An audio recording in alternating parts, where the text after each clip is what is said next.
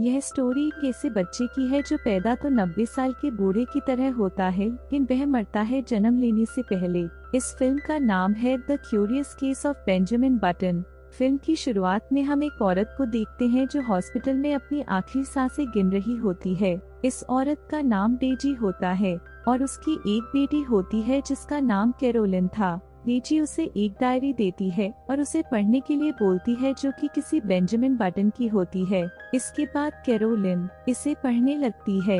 Diary में कहानी शुरू होती है। साल 1918 से फर्स्ट वर्ल्ड वॉर के खत्म होने के बाद की खुशी में सब लोग आजादी मना रहे होते हैं और वही टॉमस बटन नाम का एक आदमी अपने घर पर जाता है। दरअसल उसकी पत्नी उस दिन मां बनने वाली थी, पर घर पहुंचने पर टॉमस को पता चलता है कि उसकी पत्नी बच्चे को जन्म देने की वजह से बहुत ज्यादा कमजोर हो गई है और अब वह अपनी आखिरी सांसें गिन रही है। अब यह पल टॉमस के लिए काफी दुख भरा होता है क्योंकि उसकी पत्नी कभी भी मर सकती थी।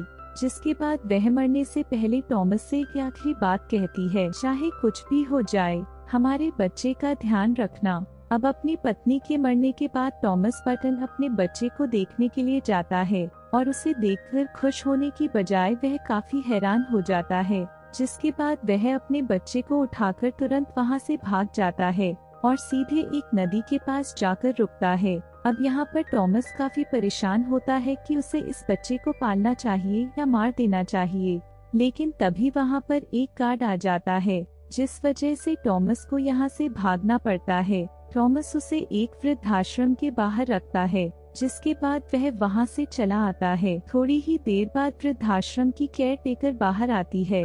इस लेडी का नाम क्वीनी होता है और वह अपने पति के साथ इस बच्चे को देखती है क्योंकि क्वीनी कभी मां नहीं बन सकती थी, तो इसीलिए वह इस बच्चे को पालने का निर्णय करती है। वह काफी नेक दिल की भी होती है क्योंकि एक आम बच्चे को तो कोई भी पाल सकता है, लेकिन यह बच्चा सबसे अलग होता है। इस बच्चे का पूरा बॉडी स्ट्रक्चर एक 90 साल के बूढ़े जैसा होता है और वह हर उस बीमारी से जूझ रहा होता है जो कि एक बहुत ही बूढ़ा आदमी झेलता है। यहाँ तक कि डॉक्टर भी क्वीनी को समझाते हैं कि वो इस बच्चे को ना पाले क्योंकि वह किसी भी टाइम मर सकता था, लेकिन क्वीनी को इस बच्चे पर पूरा भरोसा होता है कि यह बच्चा जिएगा। देखते ही देखते 5 साल गुजर जाते हैं और वह बच्चा काफी बड़ा हो गया होता है। क्वीनी उसका नाम बेंजामिन रखती है, लेकिन यहाँ पर बेंजामिन भले ही दिखने में बूढ़ा जैसा हो, लेकिन उसका दिमाग एक बच्चे जैसा ही होता है। इस वजह से वहाँ के बूढ़े लोग उसे अपनी कैटेगरी में गिनते हैं, लेकिन उसे यह बिल्कुल भी अच्छा नहीं लगता था। अपने बच्चे के दुख को देखकर क्वीनी भी हर समय परेशान रहती थी और उसे बाकी बच्चों की जैसे नॉर्मल करने के लिए उसे चर्च ले जाया करती थी, क्योंकि उसे ऐसा लगता था कि बेंजामिन पर किसी ने काला जादू किया है। और अब इसी तरीके से कुछ साल बीत जाते हैं और अब इस वृद्धाश्रम में एक बूढ़ी औरत आती है। उनके साथ उनकी पोती भी कुछ दिन तक रहने के लिए उनके पास आती है और उसका नाम डेजी होता है। अब यहाँ पर डेजी को देखकर बेंजामिन को कुछ अच्छा फील होता है। उसे जिंदगी में पहली बार कुछ अच्छा महसूस हुआ था, जिस वजह से वह उसके पास जाकर उससे दोस्ती कर लेता है। पर डेजी की बूढ़ी दादी को इन दोनों की दोस्ती बिल्कुल भी पसंद नहीं आती, क्योंकि यहाँ पर उन्हें पता नहीं होता कि बेंजामिन दिमाग से एक बच्चा है। इसी वजह से बेंजामिन को बहुत दुख होता है। कुछ टाइम से बेंजामिन के मन में कुछ उलझन भी होती है और वह यह होता है कि जैसे जैसे वक्त गुजर रहा होता है, बेंजामिन हर बार अपने आप में कुछ बदलाव महसूस करता है। उसका शरीर पहले से ताकतवर और फुर्तीला होता जा रहा था और जहां वह पहले 90 साल के बूढ़े जैसा था, अब उसका शरीर 60 साल के आदमी जैसा हो गया है। यानी कि बेंजामिन को रिवर्स एजिंग की बीमारी होती है। उसकी बॉडी दिन ब दिन बूढ़े होने की बजाय जवान होती जा रही थी। इसी बीच क्वीनी की भी इच्छा पूरी हो जाती है। वह आखिरकार एक बच्चे को जन्म देती है और इसलिए उसका ध्यान अब बेंजामिन से हट जाता है और इसीलिए बेंजामिन भी खुद को अकेला महसूस करने लगता है। अपने आसपास की चीज उसे परेशान करने लगती है और उसके शरीर में हो रहे बदलाव को लेकर उसके मन में कई सारे सवाल उठने लगते हैं, जिस वजह से बेंजामिन सब चीजों से परेशान होकर घर से भाग जाता है और एक समंदर के किनारे जाकर बैठ जाता है। और यहाँ पर बेंजामिन की मुलाकात कैप्टन माइक से होती है। यहाँ बेंजामिन काम के सिलसिले में माइक से बात करता है और उसे काम मिल जाता है और यही उसकी जिंदगी का टर्निंग पॉइंट होता है। इस तरीके से मेहनत का काम करके उसे काफी मजा आता है। इसके बाद बेंजामिन जब घर लौटता है तब उसकी मुलाकात उसके असली बाप टॉमस बटन से होती है, जिसने उसे बचपन में छोड़ दिया था। लेकिन बेंजामिन को यह बात पता नहीं थी। टॉमस बेंजामिन को ड्रिंक देने के बहाने से अपने साथ ले जाता है, जिसके बाद वह एक बार में जाते हैं जहां पर यह काफी सारी बातें करते हैं। घर आकर बेंजामिन क्वीनी से माफी मांगता है कि वह बिना बताए घर से काफी दूर चला गया था। आगे हमें दिखाया जाता है कि बेंजामिन और डेजी अब काफी क्लोज हो गए थे और अगले 2 सालों तक बेंजामिन डेजी के साथ हर चीज करता है जो 2 अच्छे दोस्त करते हैं।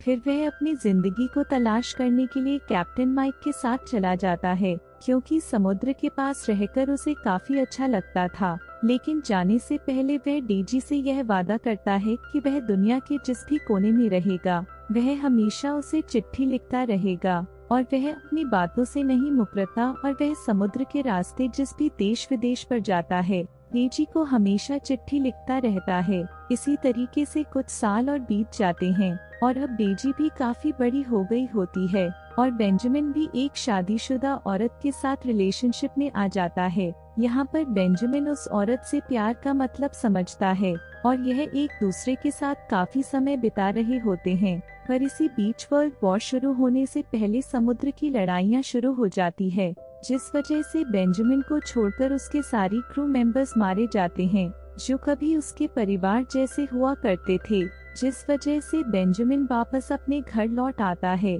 अब घर आने पर डेजी उसे दोबारा मिलती है और पहले तो डेजी बेंजामिन को देखकर उसे पहचान ही नहीं पाती, लेकिन वह फिर उसके आने की खुशी में उसके साथ घूमने के लिए जाती है और दोनों एक दूसरे के साथ काफी अच्छा टाइम बिताते हैं। पर इसी बीच बेंजामिन को महसूस होता है कि वह डेजी के लायक ही नहीं है, क्योंकि उन दोनों की सोच एक दूसरे से काफी अलग होती है। जिसके थोड़े दिन बाद बेंजामिन को टॉमस बटन फिर से मिलता है और वह उसे बताता है कि वह एक जानलेवा बीमारी से जूझ रहा है, जिस वजह से उसकी मौत कभी भी हो सकती है। इसीलिए वह बेंजामिन को यह राज बता देता है कि वह उन्हीं का बेटा है और अपनी सारी जायदाद बेंजामिन के नाम करता है और उससे अपने किए के लिए माफी मांगता है। लेकिन शुरुआत में बेंजामिन अपने पिता से काफी नाराज होता है, क्योंकि उन्होंने उसकी जिंदगी के इतने बड़े राज को छुपा कर रखा था। लेकिन फिर बाद में वह उनके पास वापस आ जाता है,